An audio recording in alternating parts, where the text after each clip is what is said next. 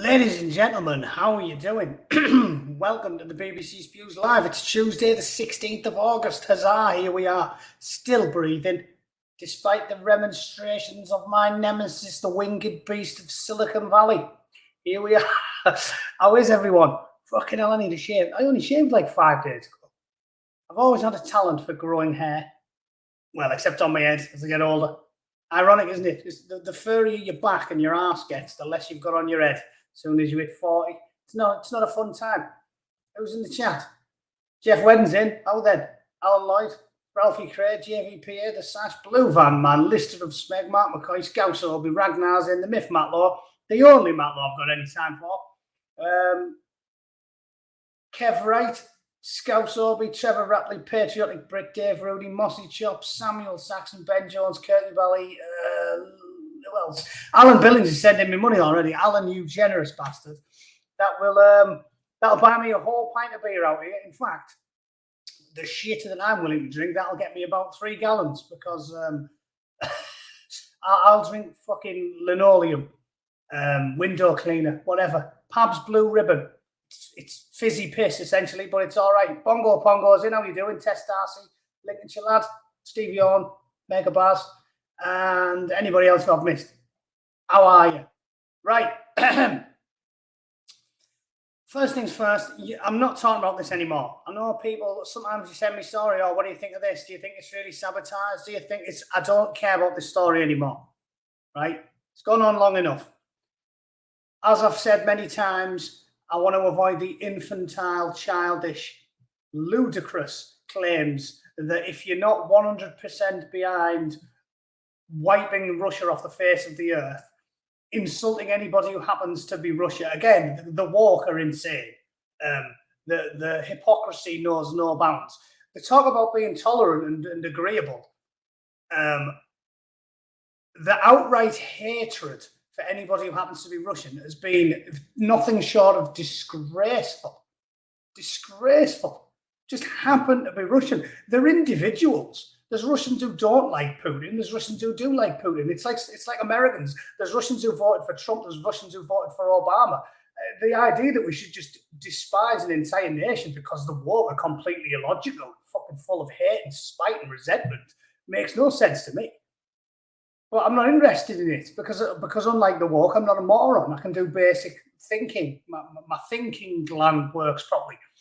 You know, saying that Zelensky's now saying, "Oh yeah, we shouldn't let Russians fly anywhere." Like it really is laughable. It's as irrational as saying we shouldn't let people with size 9 feet fly anywhere, or dare I say, we shouldn't let Pakistani men fly anywhere. That wouldn't be allowed, would it? We shouldn't let midgets on planes. Fucking hell. What about Russian midgets? There's an interesting one. Don't let Russians fly. What about black Russians? What about Russian dwarves? What about Russian lezers? Are they allowed to fly? Probably. Does identity politics trump being Russian? Insane, inane, irrational Russophobia? How does that work? What about if you're a trans, demisexual, wheelchair-bound, cleft-palate, hair-lip Russian lesbian? What about then? Can you get on a plane then? I don't even know. So the point is, I'm not interested in this story anymore. The BBC only prints shit that totally blames Russia for everything and never ever blames Ukraine for anything. And again, I'm not sticking up for Russia. As I keep saying, the only logical thing to do when the game is rigged is not to play the game. I'm not pro-Russia, I'm not pro-Putin, but I'm not vehemently anti-Russian, any random Russian citizen, it's ludicrous. So I'm not playing the game, I'm not interested. Peter Hitchens said it best. The conflict between Russia and Ukraine is not Gandalf versus the Uruk-hai, right? It just isn't. So I'm not interested in this story. To those of you that sent me it and said, "Oh, what do you think of this?" I don't care. I don't care. You can't believe the news. You can't believe the news, and the game is rigged. So the only position I have is don't play the game at all. I'm not interested, right? Fuck them. That's what I've got to say about that. What else have we got? Oh, God, here we go. Look, like I said yesterday, safety. Everything, it's straight to safety, isn't it?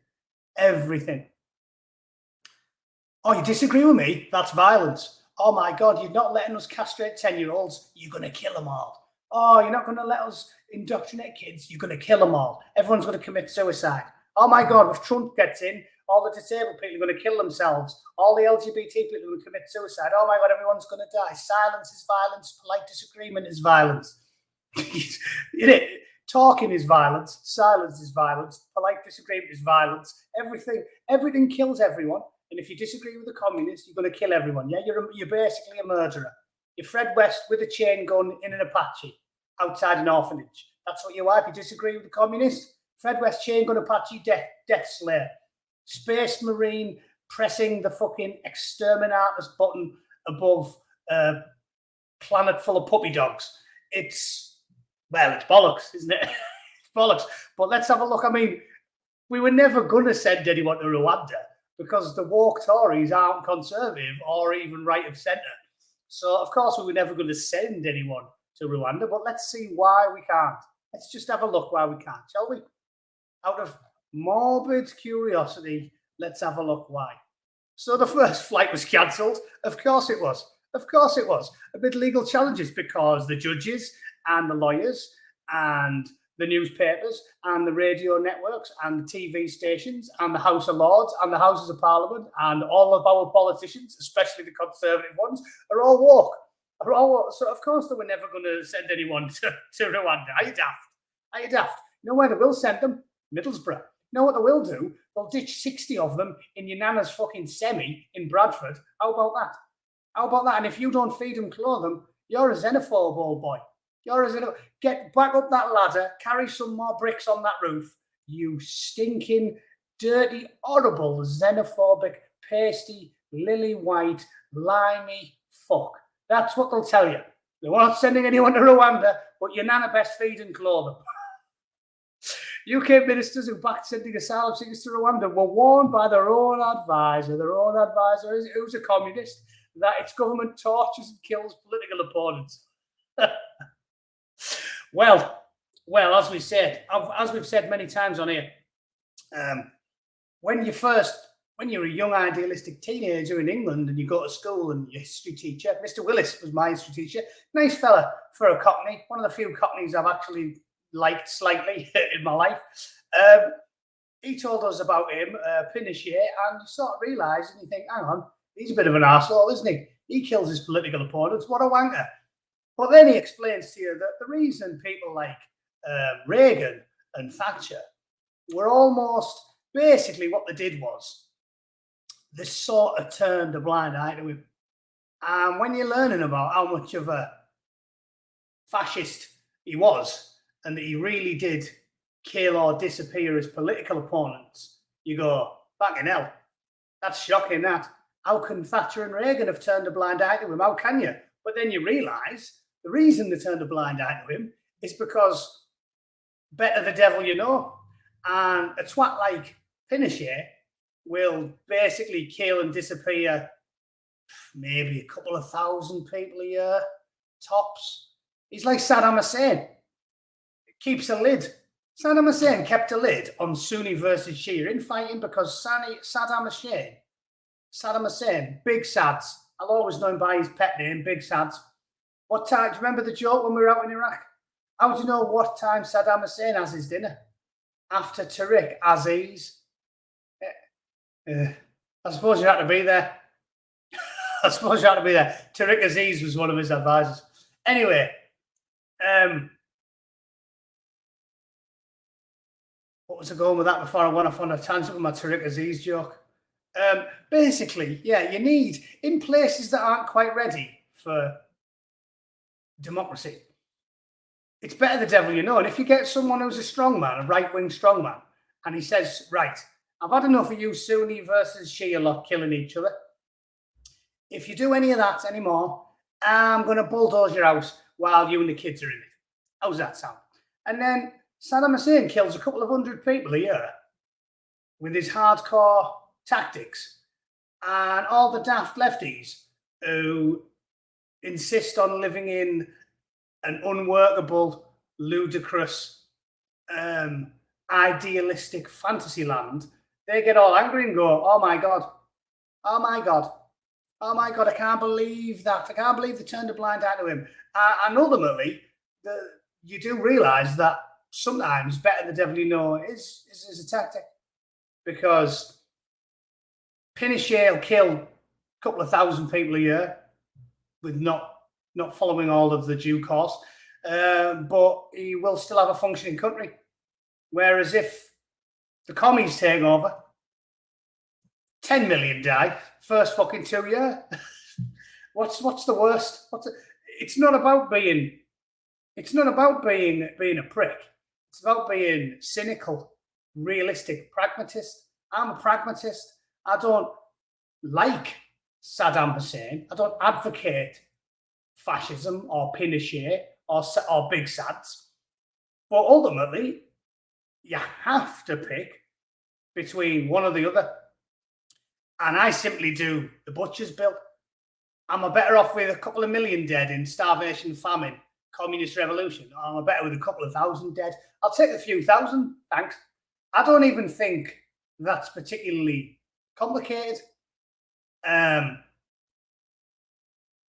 someone in the chat apparently can't do basic maths because, the death toll, the butcher's bill, Mr. Martin. I mean, that's it now. I don't have to talk anymore. Just Google it. The butcher's bill. See what's killed the most and get back to me. So, yeah, regarding this story, yeah, we know Rwanda's human rights record's not the best, but will young migrant men scatter English women and children up the fucking side of the Manchester Evening News Arena if we send them to Rwanda? Probably not. Will the young fighting age men have the best time of things in Rwanda? No, probably won't. It's a shame, but I'm dealing with the tools I've got at my disposal, aren't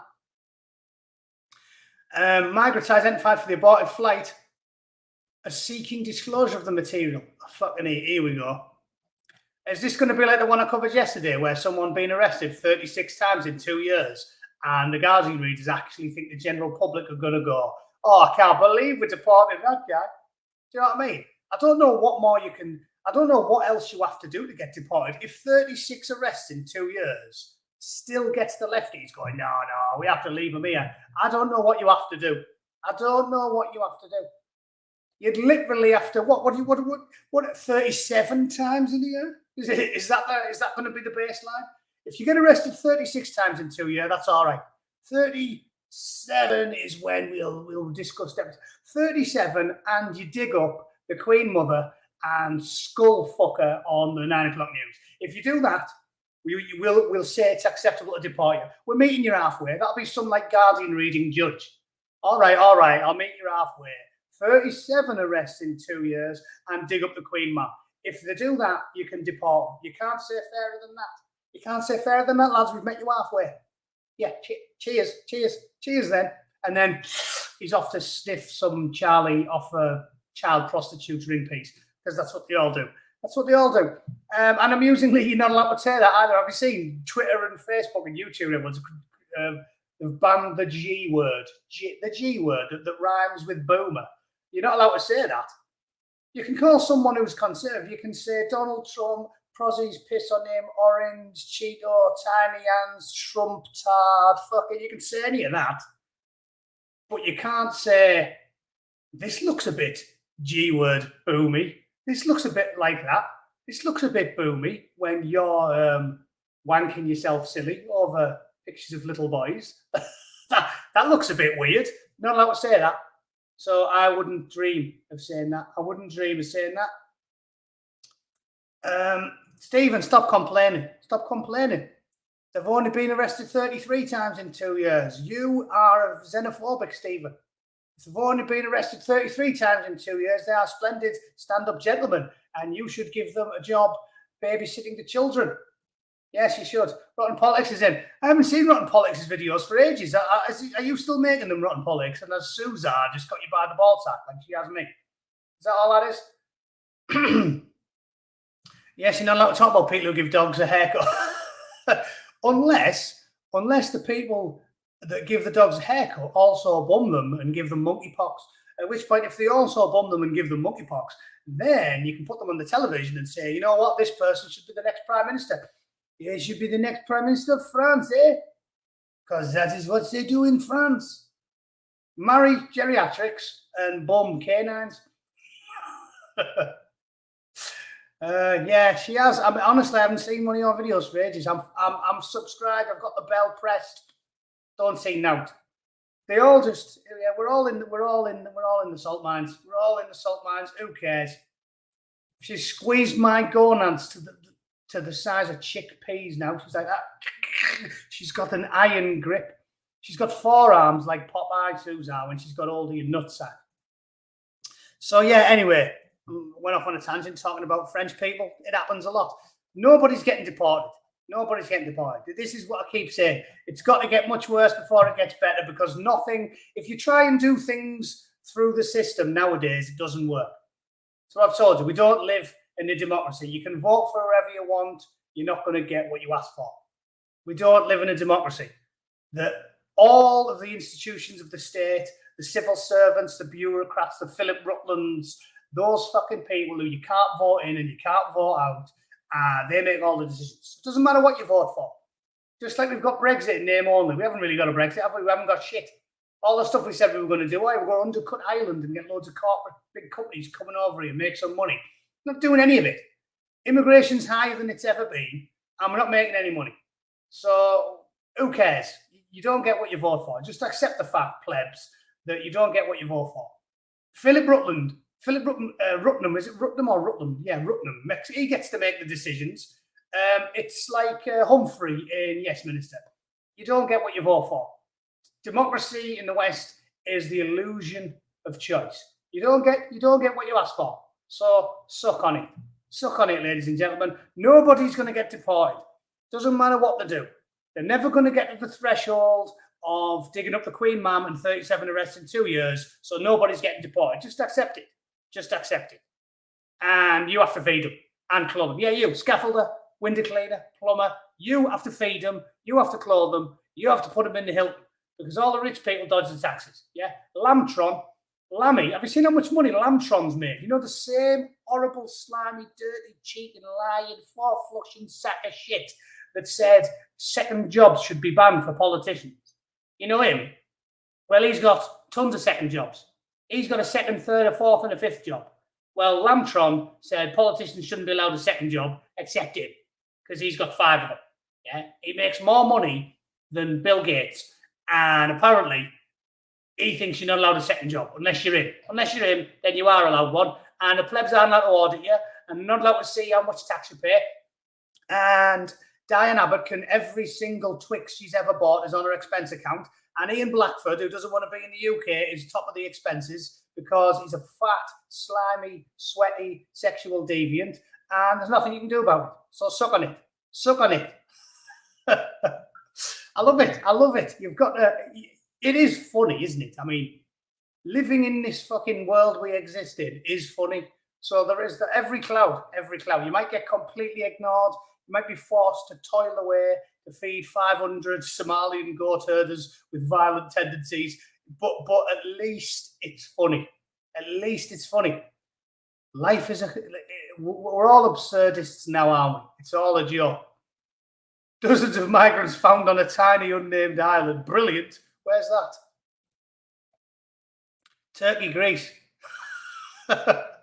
Robinson Crusoe. Robinson Crusoe's got a bit of a tan. Is it because he's been there for ages? Robinson Crusoe, he doesn't have like he's caught the sun. And I like the way one of them's wearing a burqa. Syrians who identify themselves as Syrians. Of course they are. Of course they're probably from Leeds. Who cares? 22 men. Well, at least there's actually some women and children there. They might actually be from Syria. Because if they were the ones you get at Calais, Dover, it's 39 of them, 39 men. Here, there was only 22 men, 9 women and 7 kids. So, although the 7 kids.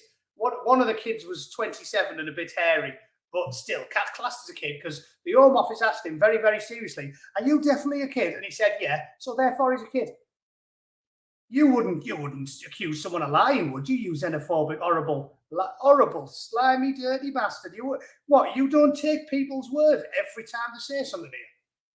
Like if someone knocks on your granny's door and says, "Can I have your biscuit tin full of money? I'm from the gas board and I just need to lend a fiver." Do you just give them it and say, "Oh, I just believe people, me.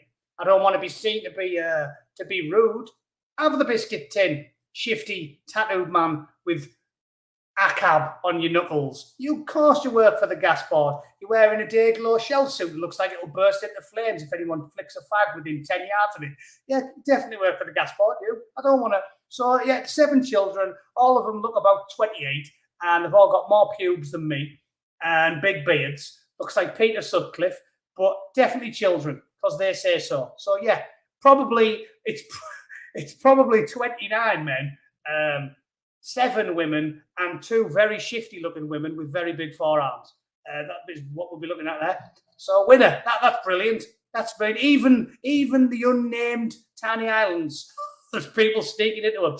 So, what do you think you're going to do with the big named islands? Like, I'm just throwing this out there. Great Britain.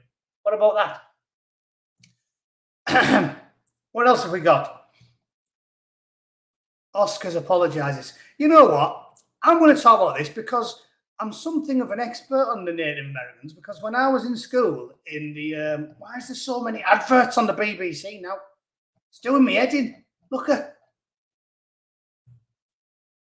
Don't you pay a licence fee so we don't have to look at this shit all the time?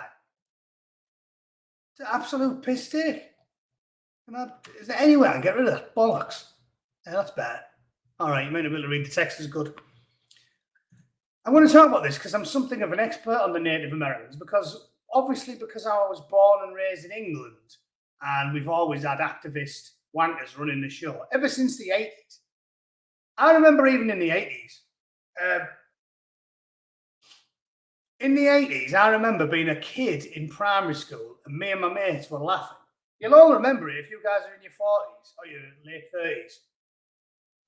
Do you remember picking up a maths textbook when you're about 7, and even at the age of 7 chuckling because it'd say something like, "Bob is a ballet dancer and Sarah is a bricklayer. Sarah has 10 nails and Bob has 3 nails. How many nails has Sarah got if she gives Bob 2 nails?" Do you remember reading that type of stuff? Like, it was happening in primary school in the 80s when I was a kid. Always. It was like, Jessica is a transgender lesbian bus driver. Dave is a one-legged dwarven fucking prenatal nurse. Bob is a midwife with a cleft palate. I remember laughing at this when I was a kid. So it's been there ever since I was a child. And the reason I know a lot about Native Americans, and my dad used to comment on this. Occasionally, he'd come in and see me doing homework. And he'd say, "What's your homework about?" And I'd be like, "Oh, Native Americans." And he'd be like, "Don't they teach you English history anymore?" And I'll tell you, it is criminal how they took over the national curriculum, even in the 80s and the 90s, because they never did teach us much English history. I didn't learn about the Roundheads and the Cavaliers, the English Civil War, the War of the Roses, until after I'd left school. All we learned about when I was in fucking school in the 90s was the Sioux Indians, you know what I mean? Martin Luther King, Rosa Parks. I knew all about Rosa Bastard Parks. I can tell you how many wrinkles Rosa Parks had on her ass, but I didn't learn anything about English history. So I know quite a lot about this subject, and I want to give you a balanced, reasonable view of the whole crap with the Native Americans, because I think I'm very centrist and reasonable on this topic as well, right? And so first of all, I'll piss off my base, and I will say, when I was in Alabama, my wife was arguing with some bloke at a party, because obviously she's a bit of a wet lefty compared to me, and I'm pretty wet and left. But this guy, and the amusing thing is, he was of a Native American ancestry. His surname was was Native American. Because he was a Republican and he'd been in the military for years, he actually said with a straight face, the Native Americans getting killed by the Americans wasn't even that big of a deal. There wasn't that many of them, and it wasn't a genocide. And obviously, it was. Right? It definitely was. So, of course, I understand the anger from the Native American community. It was pretty bad. It was one of the most successful genocides in human history because the population was decimated. However, as usual, I can see both sides of this argument because that's what I do in real life. Normal people read both sides of the debate. And what happened with the Native Americans was, I'm giving you the abridged version that I remember from high school here, so bear with me. But the abridged version is, the American people were not on board with the way they were treating them, and there was a large argument to be made to meet them halfway and sort of divvy out land for them and be magnanimous in victory about it. But General Custer was such a hero to the American people after some of his big wins that he was revered by all of them. And the Native Americans were, in their own way, quite native, and they did things differently to the way we did. Now, again, I'm not saying that they're evil, but basically, when they massacred all of his troops, and it was a full-blown massacre, it wasn't like, ooh, like the pansy white boy ones, ooh, the Boston Massacre. How many people died at the Boston Massacre? Like about 4. It's not a massacre when there's 4 people. 4 people get killed, like, with dildo-related accidents in the average year in the UK. It's not a massacre. It was a massacre. Because they did quite savage things. They didn't used to do what like the English and the American colonists did when they were fighting each other in the Civil War, and you used to like give up, shake hands, and then drink fucking pins and talk about the fight. They literally chopped their heads off, scalped them, and when they come across the mutilated bodies of Custer and all of his men,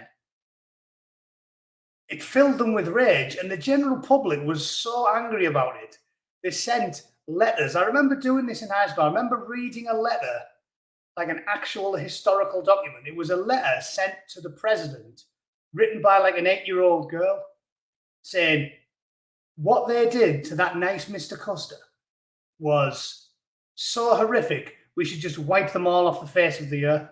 It's essentially what happened. So there's 2 sides to that story. Of course, it was shocking that they killed as many Native Americans as they did. But it was a different era. It was a different era. It was more savage times, and the American public was moving towards trying to reconcile with the Native Americans until the atrocious massacre of Custer. And Custer was a bit of a knobhead, obsessed with building his own legend, hubris. He was a hubristic, self-indulgent man, General Custer. But he was a national hero, and when he got killed, the whole of the general public in the United States basically said, hey, kill them all then. Kill them all then. So I'm not justifying it, but I'm saying, as always, where the woke are involved, they only lie. They only tell lies. That they're either totally ignorant or they're lying. And the truth is murky, and it's somewhere around the middle. They went from possible reconciliation to outright murder because of the very, very famous and clearly bloody atrocity of Custer and every single one of his men. So that's about the truth of it. So with regards to this, yes, you can of course understand Native Americans being pissed off. You can.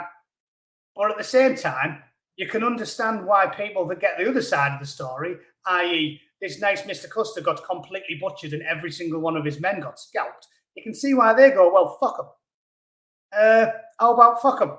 It's basically as conscientious as, the Japanese versus the Americans, flags of our fathers type shit. Not everybody was like Desmond Doss. Most people were like, hang on, those little twats cut my best mate's ball sack off and stuffed it in his mouth. I think we should genocide them all. It's what humans do. We're warlike chimps with clothes on, and we do things like that. And I'm not saying it's good or reasonable or logical, but when you inhabit the real world like we do, instead of some deranged woke fantasy island, this is what you're at. You look at both sides of an argument and you go, yeah, I understand how this type of thing can happen. So she made an apology. She said that Marlon Brando wasn't going to accept his award because of the unfair treatment of Native Americans in Hollywood. And then she got booed off the stage, and the people have the right to boo her off the stage because it's a conscientious issue. And now they wait until it's a nice, say, 50 years and say, oh, yeah, okay, we're dead, sorry. The Academy has got no credibility at all. And all I have to say about this is, we know they haven't got any credibility. They're all sexual deviant, pervert, degenerate, drug addict, like literally the worst people in society ever. And they do this stuff all the time because they think it's an easy win. Easy win. It costs nothing. Yeah. We can keep being degenerate, casting couch, rapist, paedophile, druggie, sex pest, literally the worst human beings in the entire world. But every now and then we just make a nice woke proclamation and everybody thinks we're nice people, right? It's transparently obvious that that's what they're doing. It's meaningless. It means nothing. They are the worst people in the world. The worst people in the world. The systematic ritual torture and rape and abuse and of children, of innocent people. We know what they do in Hollywood. So this bollocks is an easy virtue signaling way for them to try and say, look, we're all nice people, really. Of course we are. Of course we're nice people, really. We said sorry. Do one. Is what I have to say about that story. And finally, we'll end on this one. Because I cannot wait. Let's watch it for a little bit so I can drink some tea. And then we'll talk about it. Hope the audio works. Taking a chance. Taking inspiration. Taking it in starts with taking off.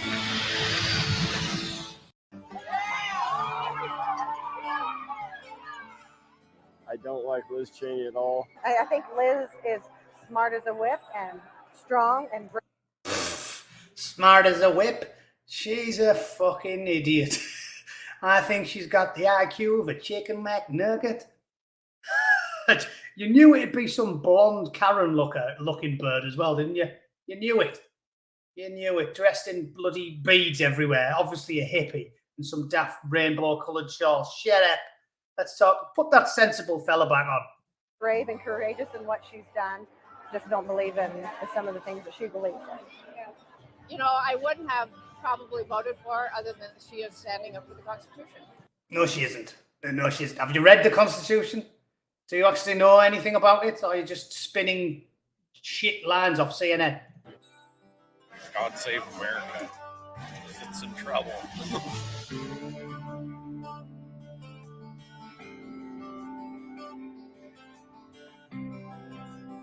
We must speak the truth. Our election was not stolen. Right. So I can't talk too much about this one. You all know that I can't. But was volume too high? All right, I'll turn it off. Joseph's Technicolor Dreamcoat. Right. So basically, I can't talk about it because you're not allowed to speak truth to power. Right? She's just going to say, oh, yeah, speak truth to power. You're not allowed to speak truth to power in modern America. You're not allowed. There we are. I'll put the volume down a bit. You're not allowed. So I can't tell you what I think of it. And I got my channel banned for 2 weeks when all I did was point at a Time magazine article and said, look at this. It was in Time. And it seems to be, because they printed it. I didn't do anything. I just pointed at it and said, here's a Time magazine article where a lot of people gloat about things that happened during the election. And I got banned for 2 weeks. So you can't talk truth to power. Liz Cheney can tell lies on television, but you can't speak truth to power. Because who's in power? Is it Trump, who's just been had his house ransacked? He had federal agents sniffing his wife's nicotine. You know what he'll have been like? You know, some dirty, fat, sweaty, like the guy on Basic Instinct, the big fat pervert who works for the FBI. That's what it's going to be like. They've been in Melania's nicotine like that. pulling the pudding on Trump's four-poster bed, jizzing on his curtains. You know the Willoughby. So who's in power? The orange bloke who has just had his house ransacked and some blokes wiped his bell end on his curtains and sniffed all of his white knickers. Or the same people who are in league with Zucker Twat, Facebook, YouTube, Twitter, Google, Amazon, Washington Post, New York Times, Sky News, Channel 4, BBC, everyone, CNN, MSNBC, the radio networks, NPR, the fucking, you name it, Radio Canada. Basically, we are the embattled minority. Old Trumpy, the orange god, is the embattled minority. He's just had his house ransacked and his curtains jizzed on. Half of his mates are in court. Poor old Roger Stone's still in the nick, isn't he? All them political prisoners from January 6th, they're still in the nick. Hunter is there, photographed, grabbing little girls' hair, fucking fisting prostitutes, weighing his crack. Just, you can't speak truth to power. All Liz Cheney's doing is lying. I just reeled them off there. I don't even need to think about it. I've just reeled off 20. If you think Liz Cheney's the one without the power, oh, we have to speak truth to power. You've got the power, you geggy bint. You have. Who's on your side? Everyone. Who's on my side? Nobody. Go and figure it out, you fucking geggy bint. Right? I don't know how to put it any fairer than that. I've got, obviously, me and Trumpy, we're on the same team. I've got no one. She's got everyone. All the news, all the TV, all the radio, all the printed media, and the giant big blue elephant in the room, Silicon Valley. YouTube, Google, Facebook, Amazon, Twitter, the lot. So don't talk to me about truth to power. AOC, go and eat another apple through a tennis racket, you goofy fucking chomper. Pinch your teeth off a dead sheep. You've got all the power. I haven't. So stop trying to pretend you're the victim. You don't get to be in charge. You don't get to have the CIA and the FBI working for you, and all the judges on your side, and all the lawyers on your side, and Silicon Valley on your side, and Zucker Twat on your side, and everybody on the radio, and everybody on the telly, and everybody in the newspapers on your side, and then tell me I'm the powerful one and you're the embattled minority. Suck my fucking stump. How daft do you think people are? How daft do you think people are? It's like China bombing Midget Island. If there was a little island in the Atlantic Ocean with 12 midgets on it armed with spears, it's like the Chinese Navy bombarding it with atom bombs and going, oh my God, we are under attack from those evildoers at Midget Island. Do one. You've got to be a lunatic. So I think unless they blatantly cheat, Cheney's out on her ear. I've not met a single person out here in Central California who has a good thing to say about that lying, two-faced, no good, dog-eating pony soldier. to quote Joe Biden. President Trump summoned a violent mob and directed them to march on the United States. No, he didn't. See, there we go. Summoned a violent mob like it's a genie, like you rub a lamp and the just pop up. We've all seen the footage.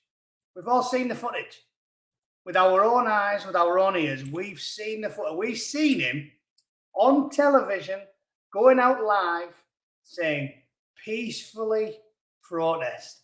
You can't slam dunk it any harder than that. It's like Michael Jordan, he's on fire, the glass shatters. You cannot dunk it any harder. The bloke was on telly, going out live, telling everyone, peacefully protest. Beautiful, peaceful protesters. Peacefully protest. He didn't summon a violent mob. At no point did that happen. So, again, you're just lying. But you're allowed to lie because you're in service of the fucking powers that be. And I'm not allowed to lie. Which is why I'm honest all the time. Yeah, so I tell truth and you tell lies, and apparently you're the good guy. He didn't summon anybody. You know it, I know. We've all seen the footage. If you haven't seen the footage by now, I don't know where you've been, living under a rock on Midget Island. That's where you'd be, because what's the guy who drove Dilbert called? I really like that guy. I follow him on Twitter, and he posted a really good list. Scott Adams, that's it. Scott Adams. I follow him on Twitter. He posted a good list of some of the biggest hoaxes, and it's staggering reading, because they just keep doing it, and I think because they rule Silicon Valley and the airwaves and the TV networks, they can just keep doing it, and nobody's ever going to notice. And they can't, can they? Because eventually you can fool some of the people some of the time, right? We all know that. And that's the problem they're going to run up to. Eventually, it might not be today, it might not be tomorrow, but they're going to run into that eventually. Everybody knows it, because they just keep lying. There's dozens of cases where they're blatantly lying about it. And eventually, like I said, it might not be today, it might not be tomorrow, but eventually the truth comes out. There's been far too many of these hoaxes for me to reel off. But he did a dead good list. I'm having a quick look on Twitter now, trying to find it. I think there was 13 things on there, and he said, "Oh, it's time to add number 14 to the list," because it's painfully obvious. There it is. Found it. Let's have a look.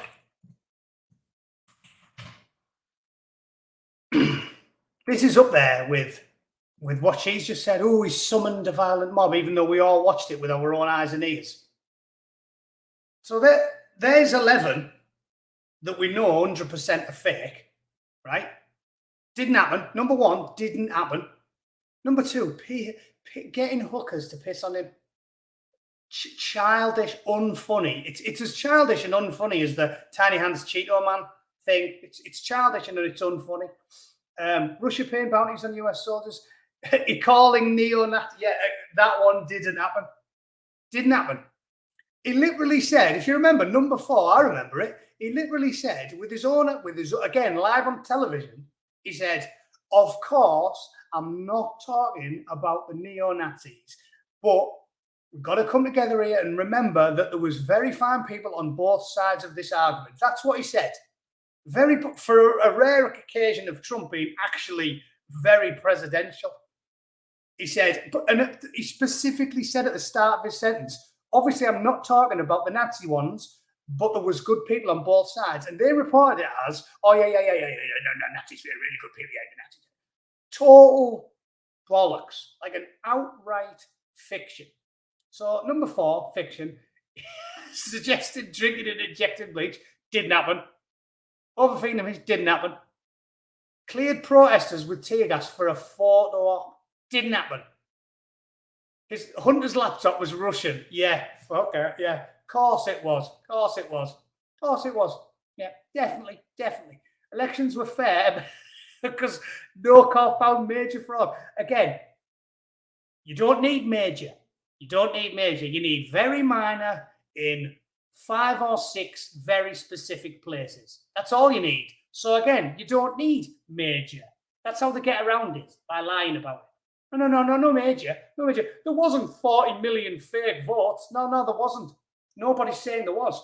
But it looks like there could have been. I'm just throwing out there. There could have been a few 100,000 fake votes. Could have been in a half a dozen places. Very, very, very important places. And Hillary Clinton lost by literally about 100,000 votes. That's a fact. Google it. Literally about 100,000 votes. You know, I don't say literally very often because I'm not a mong. Yeah, I only say it if it's actually literally, right? It was literally 100,000 votes. It was something, in fact, it was less. I listened to Mark Stein talking about it. It boiled down to something like 88,000 votes in 6 or 7 very, very important counties in swing states. That's it. That's how the American electoral system works. So, yeah, bollocks.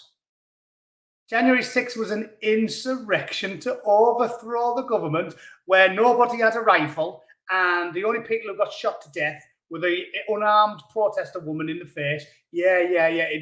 An insurrection looks like an invasion USA. If it was an insurrection, you'd have people pepper potting across the White House lawns with AK-47s and grenade launchers. So I think we all know that one's bollocks as well.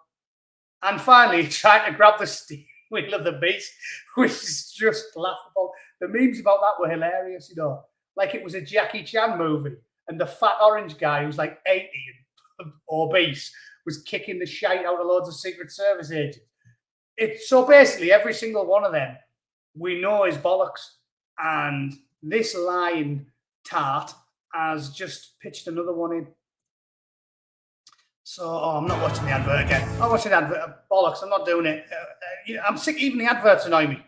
Everyone on them's either a black disabled woman in a wheelchair. I don't care. Oh, yeah, and ASAP Rocky's being charged. Yeah, because obviously the people that the masses now idolise and look up to are the scum of the earth. So again, that's not news either, is it? Right, I'm going to call it there because you've nearly got an hour there. You can have that for now, you twats. I'm going to go and edit a video. Actually, I will answer this one, Mr. Piffle. Did you ever take on secret documents in the military? No. But I'm even going to defend Trump there because let me tell you a story about that.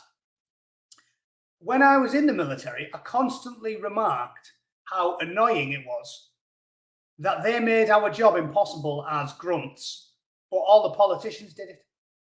Because when I was in Baghdad, they made our jobs next to impossible. It was like, you can go into the American compound and you can read the top secret document about, here's a list of 4 vehicles that we think are suicide bombers. Make sure you tell the lads to be aware of them. But you can't copy anything and you can't photograph anything. And you can't. So you'd end up, you'd have to furiously write everything down and then brief people with no training aids. You couldn't have photos. You couldn't have imagery. It was a nightmare. It affected our safety. Because we couldn't take a photo, we couldn't show them the images of these 4 cars and say, be aware, lads, these cars might blow you to bits, right?